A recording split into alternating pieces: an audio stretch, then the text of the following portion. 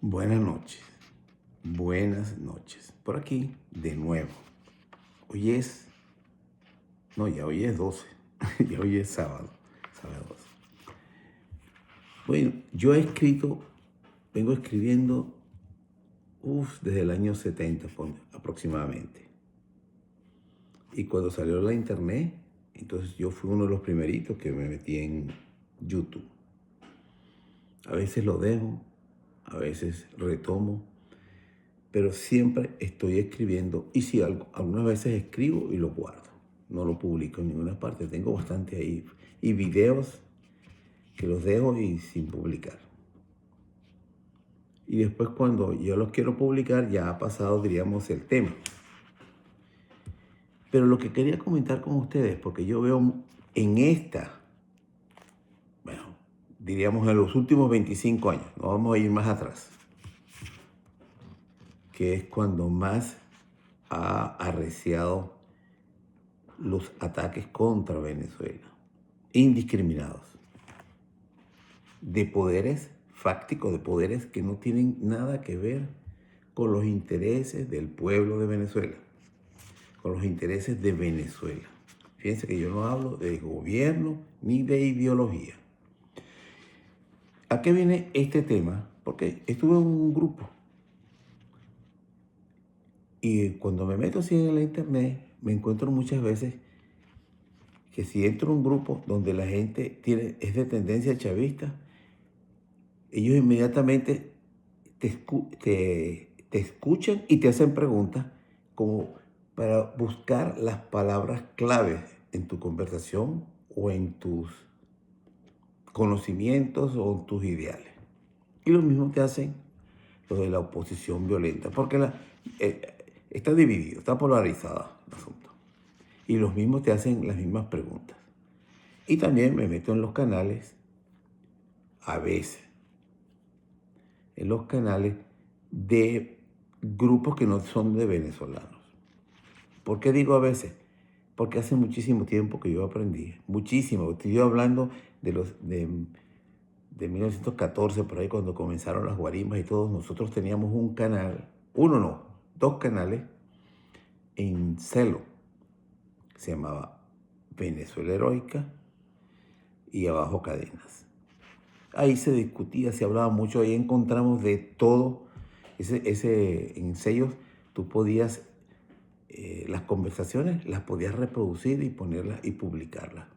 Hay miles de videos de esos que están en mis canales de YouTube. Lo subía como para información. Pero quiero dar por qué yo pienso como pienso. Porque mi papá me enseñó desde pequeño a cuestionar. Lee. Me dio algunos libros incluso para leer. Tendría 13, 14 años aproximadamente y empecé. Me dice, toma, aquí tienes los libros. Aparte del interés de mis estudios, mis cosas, para que te vayas orientando.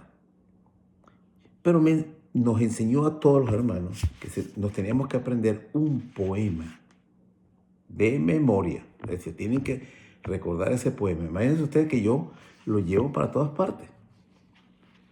Y ya van a ver por qué.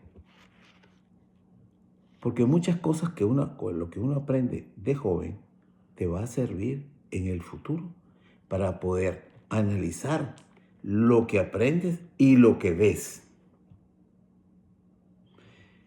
Y no lo digo sin ninguna pretensión. Yo mismo me doy cuenta de que yo escucho a otras personas hablar y yo analizo las palabras que usa, las entonaciones, ya por el entrenamiento de muchos años, y yo sé lo que la persona piensa, cómo piensa, por las entonaciones de las palabras y lo que él dice. Y muchas veces encuentro errores y contradicciones, porque dice una cosa y después dice otra.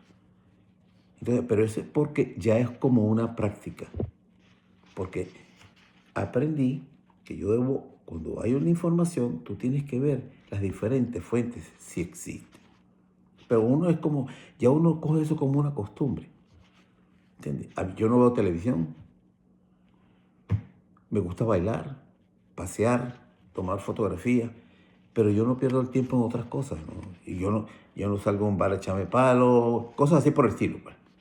Este, yo tengo más un interés por la parte de la información, los videos, ese tipo de cosas. Y por eso es que puedo concentrarme en lo que escucho y veo. Y entonces, lo que más me preocupa a mí, no porque yo pueda cambiar a las personas o no, sino porque yo veo cómo muchas personas, la gran mayoría, opositores y chavistas, hablan como fanáticos.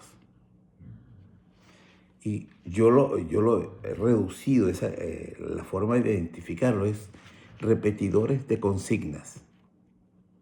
Se aprenden todas las consignas, por ejemplo, del chavismo, todas las consignas de la oposición. Y cuando dan un discurso, tú dices, oye, yo he visto que le dice, mira esta persona, mira inteligente, mira el tremendo discurso que se dispara ese niño o aquella persona. Y cuando ya, repito, como tienes ese entrenamiento, tú dices, pero si eso, todo lo que está diciendo son una unión de discursos, uno tras de otro. Ustedes no se han dado cuenta, por ejemplo, que en el chavismo ellos repiten muchas consignas, sobre todo el rey de las consignas se llama Diosdado Cabello en su programa. Eso es adoctrinamiento. Entonces, la persona no tengo nada que, como se dice, no tengo nada que hacer, me basta nada más que con las consignas. Como por ejemplo, si yo quiero hablar de, qué sé yo, de mecánica, de aviación, yo tengo que estudiar algo. De repente no practico la mecánica, pero empiezo a estudiar lo que significan los patrones de vuelo, lo que significa mecánica, perdón, si estamos hablando de mecánica, entonces los repuestos, cuáles son los repuestos que más se cambian, cuáles son los chequeos que hace el piloto antes de despegar. Si quiero hablar de comunismo, es lógico que tengo que leerlo. Si quiero conocer lo que es el nazismo, me leí el libro, Mi lucha de Hitler, todo completico, y no una vez, varias veces. Cuando me tocó, me interesó saber qué significa el sionismo, descubrí miles de cosas. Que el primer sionista es moderno, fue Teodoro Herzl. Se reunió en Basilea y ahí comenzó. Y entonces reunió una cantidad de información, como por ejemplo, cuando él estaba buscando establecer un puesto, una avanzada, ¿cómo es que le dicen? Cuando hacen un desembarco, que es un puesto de playa de avanzada. Es decir, establecerse, hacer los primeros establecimientos del retorno de los judíos a Palestina. Él habló con el Papa, él habló con el Kaiser alemán, habló con el mufti del Imperio Otomano cuando todavía existía, y todos se negaron. Y entonces toda esa información la recabé y llegué a la conclusión de que la Primera y la Segunda Guerra Mundial fueron parte del plan para poder que los judíos pudieran retornar a lo que hoy día se conoce como Palestina. Ellos lo conocen como su tierra prometida, y antes de que ellos estuvieran allí se conocía como Canaán. Y usted se puede imaginar que muchas de estas personas que están involucrados en ese tema no reconocen que los judíos llegaron, yo le digo, llegaron como turistas. En su mismo escrito aparece, en su mismo Viejo Testamento aparece. Llegó Abraham con su esposa, su concubina, y se establecieron ahí. Estuvieron un tiempo acampando, pidieron permiso a los habitantes de la zona, los aceptaron de buena gana. Cuando se murió la esposa, él pidió comprar la tierra para enterrar a su esposa. Luego se fueron 64 personas, entre esposas, concubinas e hijos, las concubinas, ellos decían concubinas, pero realmente eran esclavas. Se compraban, a los empleados eran esclavos, comprados en el mercado de esclavos. Y bueno, después, cuando se convierten en mujeres de ellos, porque tenían relaciones y le parieron hijos, entonces ahí nacieron los dos pueblos, el pueblo árabe y el pueblo judío. Tienen una misma raíz. Uno desprecia a los otros porque los otros son hijos de esclavos. Y los otros tienen aceptan el mismo origen que es Abraham. Bueno, se van a Egipto y regresan 500 años después, cientos de miles de ellos, a reclamar una tierra que ellos dicen que su Dios se la regaló. Y también, pero en la Biblia dicen que es una promesa, no es que aquí la tienen. Y uno lee todas esas cosas. Cuando yo leo la Biblia, yo no la estoy leyendo como si fuera un fanático, porque la gente no llega a esas conclusiones. En la Biblia, en el libro de Josué, hay una parte donde les dice de todo el proceso que hay ahí. Es largo. Hay una parte que dice, Señor, ahora hoy tenemos que entrar a esa tierra y la orden es no dejar vivo a ningún ser que habite en esa tierra. La razón, para que no reclamen la tierra, los descendientes no reclaman esa tierra como propia. Esa es la historia, y contada por ellos mismos. Pero te venden una historia diferente. No te dicen esa parte. Ahora, yo hago esta pregunta. Todos nos dicen que Dios es el creador del universo, ¿verdad? De todo lo que conocemos. ¿Por qué no les hizo una galaxia a ellos para que no se tuvieran que manchar sus manos de sangre y tener que matar otros seres vivos para tener la tierra prometida? Porque simple y llanamente el Dios de ellos no es un Dios espiritual, es un Dios terrenal. ¿Cómo un Dios le va a pedir a Abraham? Porque él dice que Abraham no podía tener hijos. Cuando tiene su primer hijo, le dice, bueno, para que me demuestres que eres fiel, va y mata a tu hijo. Dios mío, yo, ahorita, que lo pienso, yo me niego. Dice, esa no es la forma. Y Dios, se supone, el Dios espiritual se supone que sabe lo que piensa, lo que siente. Entonces no te tiene por qué hacer esa prueba. Y así lo vemos con Adán y Eva. Adán y Eva se esconden después que conocen, tienen relaciones. Eso fue lo que tuvieron. Ese es todo el misterio de ahí. Se esconden. Y entonces Dios no lo encontraba. El Dios que aparece en la Biblia, búsquenlo. No lo encontraba. ¿Cómo que no lo va a poder encontrar si es un Dios espiritual, poderoso? Estamos hablando de dioses terrenales. Pero bueno, le estoy hablando a ese. Así es que me enseñaron a estudiar y a tocar los temas. Y tenemos un tema en Venezuela tremendo de política, en donde hay unos radicales, por un lado, que a cualquier precio quieren llegar al poder. Y por otro lado, hay otros radicales que a cualquier precio, como sea, con razón o sin razón, igualito que los dos, quieren conservar el poder.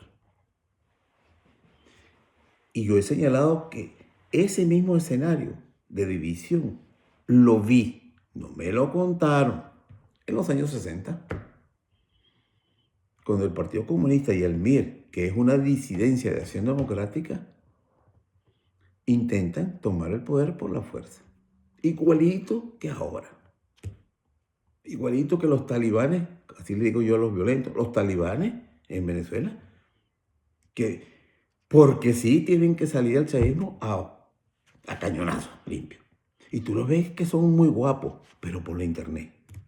Guapísimo. Y llaman tiene que salir el pueblo, tiene que salir a la calle. Y como dijo la última vez, lo dijo María Corina, la última vez dijo, tienen que salir las abuelitas, los abuelitos, los niños chiquiticos, todos tienen que salir y concentrarse y marchar para sacar al tirano. Pero ya está escondido. Sus hijos están escondidos. Esos son los líderes de la oposición. Cuando tú ves eso, Lo puedes percibir. Tú dices, pero este es el líder. Estos son los líderes. Todos los líderes que mandan a la gente a salir a la calle y a matar chavistas, porque lo dicen abiertamente, están escritos, están en video, están fuera. Están fuera. Salieron huyendo, corriendo, asustados. Tú no veas el valiente de Edmundo. Eso tú lo puedes analizar cuando no eres fanático. Los opositores no ven que el tipo salió como un cobarde. Y los chavistas, menos mal que se fue. Por ahí hay un rumor y que le dieron 2 millones. Pedía 10 millones de dólares para irse y que le dieron 2. Es un rumor, yo no tengo prueba de eso. Pero es un rumor. Y digo yo, a la última, pues, quería huir y entonces había que pagarle. Bueno, yo en mi análisis, yo digo que Jorge Rodríguez es el campeón de todas las fugas de los opositores. Ellos prefieren que se vayan. Y también en mi análisis digo que hay una ley. El fiscal ese que está ahí y el Rodríguez, el anterior, que renunció, se fue, dijo, no me calo esta, cuando tenía que juzgar a los que dieron el golpe a Chávez el 11 de abril. Eso tenía que ser juzgado, eso es un golpe de Estado. ¿Y qué pasó? Chávez no quería que lo juzgaran. Y él, de acuerdo con el mandato de la ley, él tiene que proceder. Él no puede hacer otra cosa. Entonces, yo he dicho montones de veces que el señor este fiscal que está ahorita, Tarek William Saab, lo único que hace, este es el expediente número 300 contra Guaidó. Le vamos a abrir un expediente, está ahí, monta un aguaje, abre el expediente, pero no actúa. Y los fiscales son autónomos. No necesitan que el Ejecutivo les dé la orden o el del Congreso le dé la orden. Para eso es el fiscal. Cuando tiene suficientes pruebas, acciona. No. María Corina, que tiene orden de captura, va a la última manifestación. Aparentemente estaba con un policía y la dejan ir. ¿Por qué? Porque están deseosos. El chavismo o los líderes chavistas, yo digo que es Jorge Rodríguez, es el que dirige esta vaina. Es la eminencia gris que está detrás. Quieren que se vaya para no tener que meter la presa. Mientras tanto, la ley está suspendida, está en suspenso. Porque esa es una estrategia política. Entonces, y cuando tú hablas esto, se molestan los de la oposición y se molesta el chavismo. Porque estoy viendo, o yo estoy señalando, que no están cumpliendo con su deber. El fiscal no está cumpliendo con su deber. Y después, cuando el fiscal mete preso un poco gente que agarran infragante por quemar centros de salud, por quemar depósitos de comida, por quemar autobuses, propiedad del Estado y propiedad privada, al poco tiempo ustedes ven indultos. Todo el mundo va afuera. Entonces, no hay castigo. Y ellos dicen, no, ellos lo han dicho varias veces. No, esta vez no. Esta es la última vez que vamos a perdonar. Entonces, esta arruga de 20 años está así porque no se ha cumplido la ley. No se cumple la ley en Venezuela. O si se cumple, es a criterio. Es sujeta a negociación. Así que funcionan las leyes en Venezuela. Y yo digo esto. Entonces, yo no estoy aquí a favor del chavismo ni a favor de porque estoy tratando de ser ni siquiera neutral. Yo no soy neutral, yo tengo mi posición. Pero estoy tratando de ser realista. No me puedo caer a mentiras. Entonces, yo no puedo convertirme, ni lo voy a hacer. Nunca lo he hecho, nunca en mi vida lo he hecho, de decir las cosas que quieren oír los otros. Eso es algo que está dentro de mí que yo digo, no, ¿por qué? A veces me abstengo de hablar, porque no me interesa la polémica.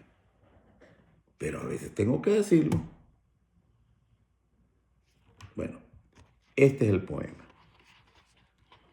soy el resultado de los libros que leí cuando niño, dice Andrés Inestrosa, de las canciones, de los refranes, de las coplas que me sé de memoria, de los poemas que me aprendí, como aquel de Calixto Pompa que dice: es puerta de la luz un libro abierto, entra por ella niño y de seguro será para ti en lo futuro Dios más visible y su poder más cierto. El ignorante vive en el desierto, donde el agua es poca, el aire impuro. Un grano le detiene el pie inseguro, camina tropezando, vive muerto.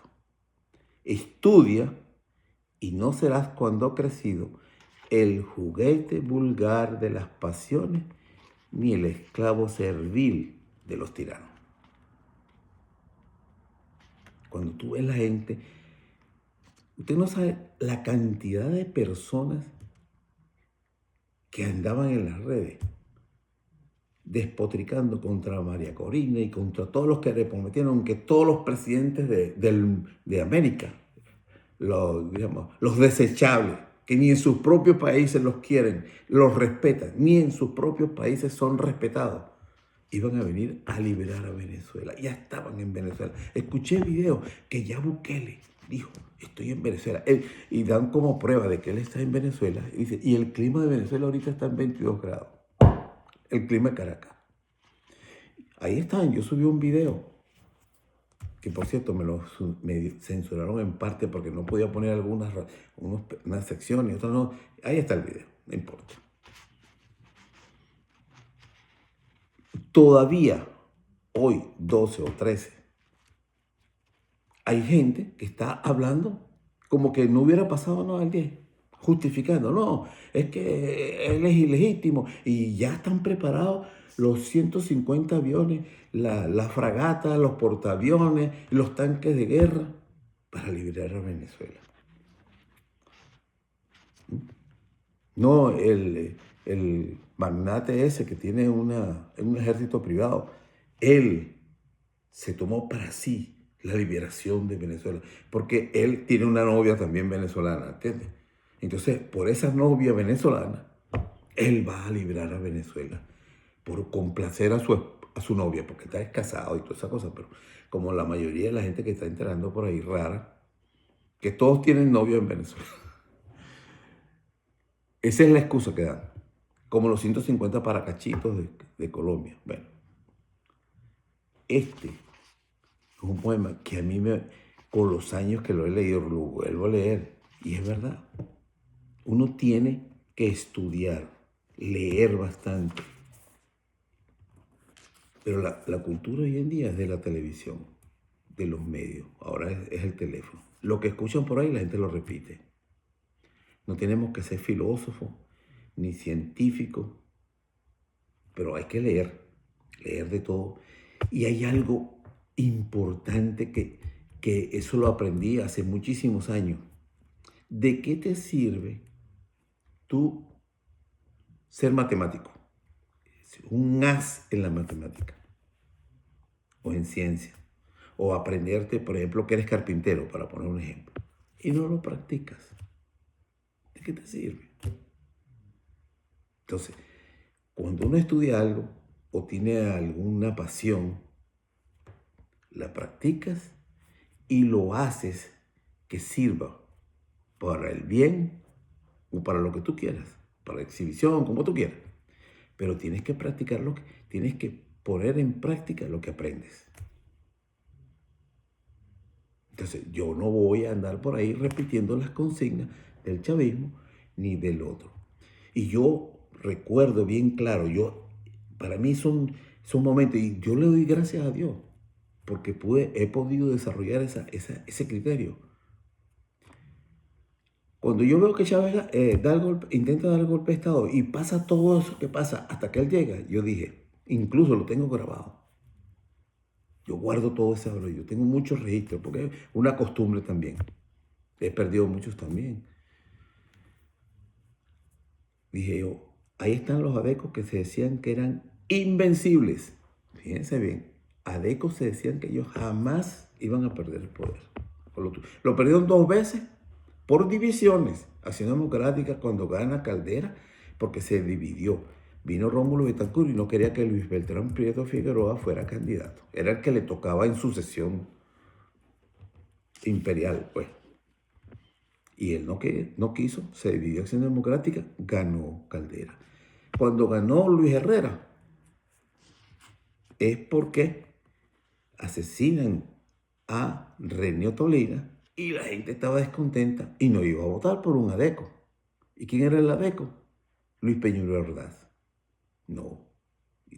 ¿Quién era el presidente? Carlos Andrés Pérez. Entonces, votaron por el candidato de la contra, que era Luis Herrera.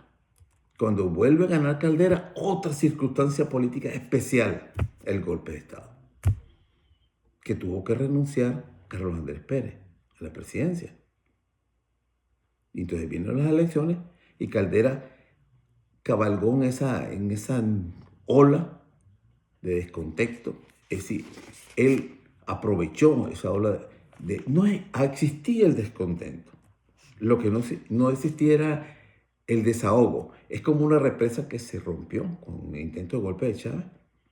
Y entonces el que podía en ese momento legalmente ser candidato era Caldera. Dicen que ganó, yo siempre me acuerdo del comandante Taparita ahorita no, Andrés Velázquez, que ganó él. Yo fui testigo, no fui testigo, sino tuve una credencial del Consejo Supremo Electoral. Yo recuerdo que yo asistí a los escrutinios de las mesas y después a la consolidación por lo menos de ese municipio, de los votos. Y yo no vi ganar a Andrés Velázquez en San Antonio de los Altos, que era donde yo vivía. Bueno, Caldera. Sí hubo un truquito, una cosa muy rara que pasó allí, pero Claudio Fermín estaba de último. Se suspendieron los escrutinios a las 11 de la noche. Cuando apareció, Caldera era el presidente, Claudio Fermín de segundo y Andrés Velázquez de tercero. Bueno, es que si hubo algo, un chanchullo, los protagonistas de eso son los únicos que saben y todavía no han confesado. Entonces, ¿qué le pido yo al pueblo venezolano? El chavismo como ideología es derrotable.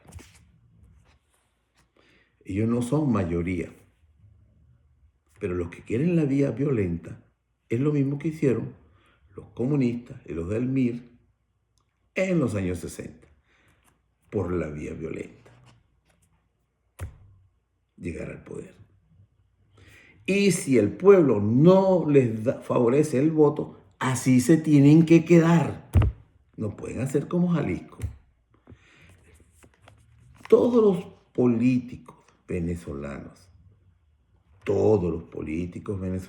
que han participado por la vía violenta no pueden ser candidatos. No pueden ser. Porque ellos han fungido como agentes al servicio de gobiernos extranjeros. Así, ese es mi criterio, es mi forma de pensar. Todos esos quedaron fuera de la posibilidad. Y pueden estar habilitados, pero esas personas no pueden llegar a la presidencia. El chavismo nunca ha tenido el 50% de los votos, pero han estado más organizados. Y tienen algo que ofrecerle a la población. ¿Qué ofrece la oposición? Privatización, un poco de disparate, fantasía. Una de las cosas que dijo María Corina, que a todo el mundo, los policías iban a ganar 1.500 y los militares iban a ganar $2.000 de entrada, cuando el primer decreto de este tipo. Y que para que la gente pensara que era realista, que eso lo iban a hacer con un préstamo del Fondo Monetario Internacional. Es decir, vender el país a la banca internacional. Fácil, lo que está haciendo Milei en Argentina. Bueno, lo que yo estoy tratando de decir con esto, que el venezolano debe dejar, el hombre venezolano debe dejar de actuar con pasión, emoción. Ese fue, como se dice, el gran error de Hugo Rafael Chávez Frías, que sus actuaciones, el 90% de sus actuaciones eran emotivas. Cuando el hombre, el que toma las decisiones, tiene que ser reflexivo. Y con la mujer, su condición de mujer es emotivo. No le puedo decir nada. ¿Qué le puedo decir yo a una mujer que deje de ser emotivo, emocional? Eso es su naturaleza. Pero el hombre tiene que ser reflexivo. Y la mujer que logra controlar la emotividad, bueno, es un ser extraordinario. Y los hay, pero no es la mayoría. La señora, esta María Corina Machado, es una actriz. Ella tiene un libreto. Observe cómo ella se dirige. Y vamos, y te van a hacer esto, y van a esperar. Esperen las señales, las señales. Es una persona que no está en su cabal. Ahí está el ejemplo. ¿Dónde están las señales? Porque ella está trabajando. Sus asesores son psicólogos o psiquiatras. Están trabajando con las emociones de las personas. Y ellos están pensando, ella tiene la idea de que todos los militares y los chavistas son emotivos y que se van a asustar con las amenazas nada más. Que van a salir corriendo. Sí, ama, venga, por favor, sí. Y entonces, fíjense que viven hablando mal de los militares y después entonces les llama, salió el mundo, vi un video, coño, yo digo este tipo, ¿verdad? Que ellos piensan que nadie se da cuenta de eso. Señores venezolanos, recuerden que yo soy el comandante jefe y ustedes me tienen que obedecer a mí, ¿entienden? Entonces tienen que sacar de Miraflores a Maduro, al usurpador. Y tiene que haber militares que acepten eso, pero por conveniencia, qué sé yo, ambición personal.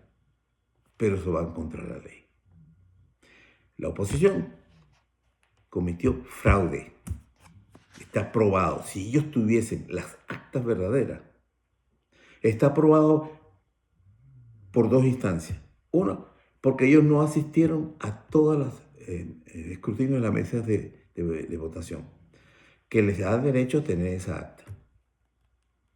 Y después presentan unas actas que por sí solas están anuladas, no tienen firma de los que avalan los resultados.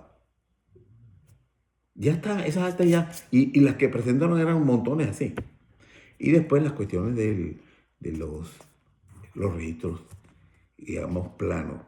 Eso es un cuento muy viejo, el fraude que intentó hacer con el referendo revocatorio Enrique Capriles Radosky, que votaban niños, que votaban presos, que no podían votar, bueno, y gente, y cédulas registradas que no estaban asignadas a nadie, con nombres ahí. Eso es la política en Venezuela. Puro trampa. Yo antes lo calificaba esto, que tenemos un partido que es de caciques, como los indios caciques. Otro que se creen monarcas, de la monarquía, que era el COPEI. Y los revolucionarios, que es otra tribu. Otra tribu, sí, porque funciona. Bueno, lamentablemente en Venezuela, ningún partido político es demócrata o democrático. No practican la democracia interna. Así de sencillo. Acabo de escuchar a Maduro, que ya estamos preparándonos para las próximas elecciones y ya estamos elaborando las listas de los candidatos. Eso no es democrático, porque debería haber unas elecciones internas donde las personas se postulen, la militancia los elija para ir a representar al partido. Entonces, en Venezuela todavía se vota como en las cavernas, porque a pesar de que haya el voto uninominal, a los votantes se les induce a que voten por la tarjeta del partido. Ciegamente. Ahí sí. Eso lo puso el partido y ahí está. Entonces, eso es lo que tenemos. Una oposición que quiere llegar por la fuerza, sin oferta. Es decir, ellos son capaces de conseguir, de lograr que haya una invasión y destruyan a Venezuela como Siria, Libia, toda esa zona, o sea, con tal de ellos conseguir el poder. Y piensan que lo van a conseguir libre de culpa, de que sin mancharse las manos, sin ensuciarse las manos. Los que tomen el poder no van a utilizarlo a ellos. Son desechables. Ellos vienen en plan de conquista. Yo agarro este territorio, esto es mío. ¿Qué eres tú? ¿Qué hiciste tú? Bueno, el otro mensaje importante, este es más moderno, y que es lo que estamos viendo ahorita, y está catalogado como criterio del libro Las 48 leyes del poder. Y esto lo saqué porque me llamó mucho la atención. Muchas veces se evita la verdad porque suele ser dura y desagradable. Nunca recurra a la verdad ni a la realidad, salvo que esté dispuesto a enfrentar la ira que genera la desilusión. La vida es tan dura y problemática que aquellas personas capaces de inventar ilusiones o conjurar fantasías son como oasis en el desierto. Todas van hacia ellos. Apelar a la fantasía de las masas es una fuente inmensa de poder. Eso es lo que está haciendo la oposición. Le meten humo en la cabeza a la gente de que ya está listo hasta el final y todo eso. Y lo que están buscando es un derramamiento de sangre. Y en ese caos, que entre la ONU y que entre un poco de cosas para poner orden, para finalizar. Recuerdo no hace mucho, yo tengo ahí, no voy a dar el nombre porque no lo tengo en la mano, ahorita me acabo de recordar. Hubo un personaje colombiano, lo digo por otro video que acabo de hacer sobre ay Dios mío, y, no es Iván Duque, Uribe Vélez, estuvo en Cúcuta llamando a que hubiera una invasión a Venezuela. Uribe. Bueno, en el gobierno de Duque hubo uno, cuando ya estaban, mira, el saqueo de los bachaqueros, el saqueo también de la extracción del dinero de Venezuela, es decir, cuando ya Venezuela estaba verdaderamente con un problema grandísimo, la gente corría, mataba por conseguir alimentos y cosas por el estilo. Ese tipo llegó a decir, un colombiano, era miembro del gobierno de Iván Duque, que ya Colombia estaba lista para entrar a Venezuela y tomar el control del gobierno para arreglar la finanza, la administración pública. Fíjense para que esté al nivel que Colombia. Y voy a hacer la salvedad que siempre hago. Cuando yo me refiero a Colombia en cuestiones políticas, me estoy refiriendo a la crema innata que gobierna ese país. A esa es que yo me estoy refiriendo. Yo no me estoy refiriendo al colombiano que no tiene ningún poder, aunque vote. Los que tienen el poder son los descendientes de la oligarquía. Esos son los que gobiernan en Colombia. El mismo este que está ahorita, Petro, él tiene que haber llegado a un acuerdo con esa gente para poder gobernar. Puede hacer esto, no puede hacer esto, hasta aquí puede llegar. Tiene que haber llegado. Lo mismo le pasó a Lula en la segunda cuando regresó, que estaba prácticamente preso para que se muriera en la cárcel. Y de repente todo empezó a cambiar, se empezaron a tumbar todos los juicios, salió y llegó a ser presidente. Ahí está, se volteó a Venezuela. Duque ha hecho bastantes muestras de ir en contra de Venezuela, de hacer cosas que van a favor de la posición violenta. Ahora, ustedes escuchan esto con otras personas. No, este análisis no lo van a escuchar.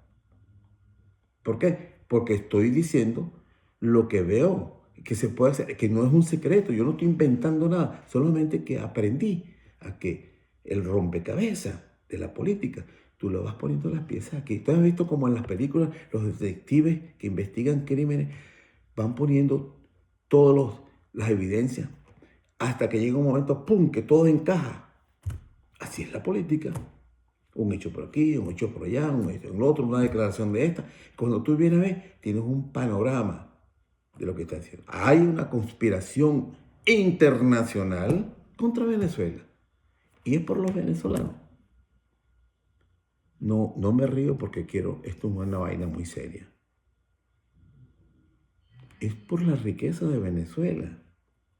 Por nada más.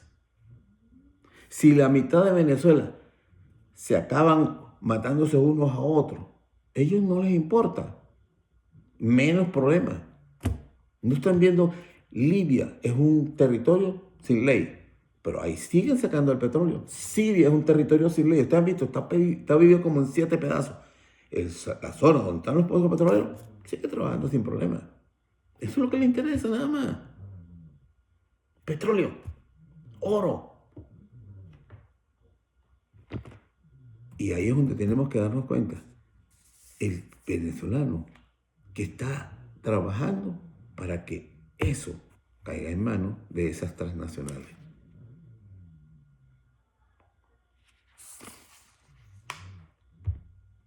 Porque Venezuela siempre ha sido rica. El dinero se lo cogieron grupitos, pequeños grupitos. Y por eso es que hay pobreza. Venezuela no debería haber pobreza para la riqueza que hay. Bueno, esto es lo que quería aclarar. Creo que me extendí un poquito, pero tengo que decirlo porque de aquí en adelante no se puede perder más tiempo. Hay que organizarse y tener una propuesta seria. Seria. Nacionalista. El nacionalismo.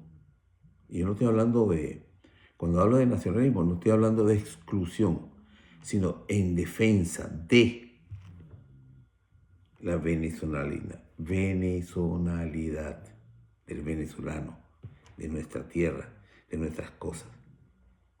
Tiene 2 enemigos en común, el capitalismo y el comunismo, que se disfraza a veces de socialista, porque son ideologías globalizadoras o sistemas globalizadores. No les interesa el proteccionismo.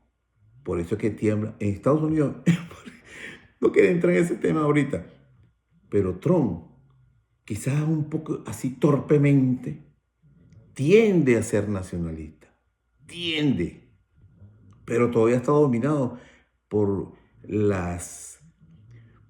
su práctica de empresario. Pero él tiende a lo que era Estados Unidos hace muchísimos años, donde era productor. Todo se producía. Lo mejor, industrialmente, se producía en los Estados Unidos. No nos vamos a caer a coba. Al punto de que fue la maquinaria, la industria norteamericana fue la que preparó todo en la Primera y en la Segunda Guerra Mundial. Todo lo que se necesitara para el mundo entero se hacía en Estados Unidos. Ahora todo eso se fue para China. Y ahora China mira, porque te vean la cosa. Ahora China ha superado, pero industrialmente, a Occidente. Usted ve en las ciudades que están creando esa gente, hasta el de Corea del Norte. Uno se queda loco. La propaganda le hace ver a la gente cosas distintas. Pero están saliendo las imágenes, están saliendo todo. Entonces, construyendo se avanza. Y lo que esos venezolanos que quieren la destrucción para poder conseguir el poder, no quieren a Venezuela. Que pasen buenas noches.